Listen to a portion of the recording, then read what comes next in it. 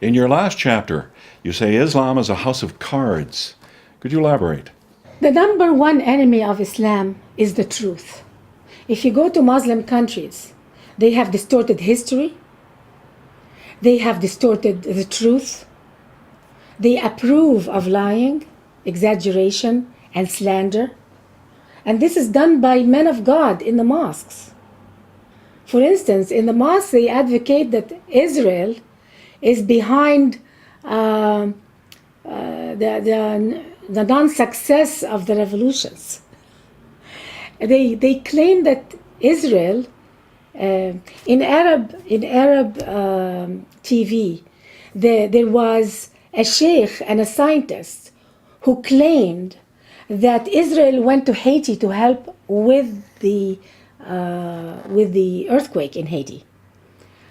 Not because of the goodness of their heart to help the Haitian people, but because they wanted to harvest the organs of the Haitian people for medical purposes. If you see that your leaders on TV, your religious leaders, your educators on Arab TV are lying like that, it is a system that's built on lies. It's a system that doesn't want to see reality and the truth.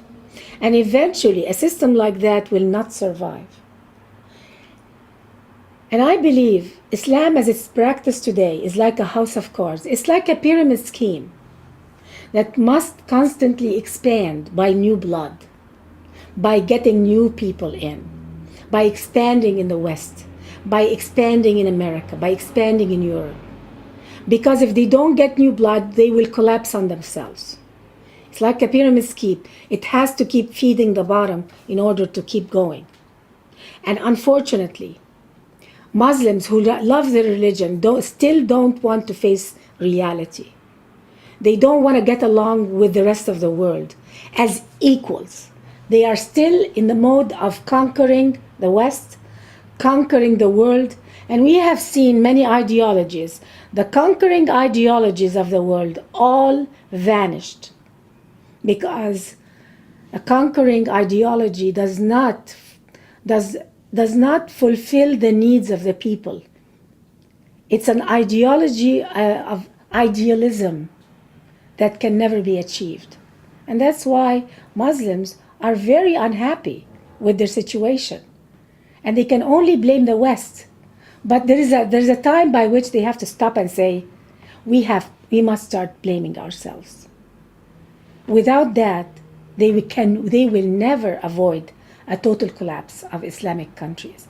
It is Muslims who love their religion and who love their society and who love their people, who want to survive, who should face the truth and who should handle life from the point of view of truth and not fiction.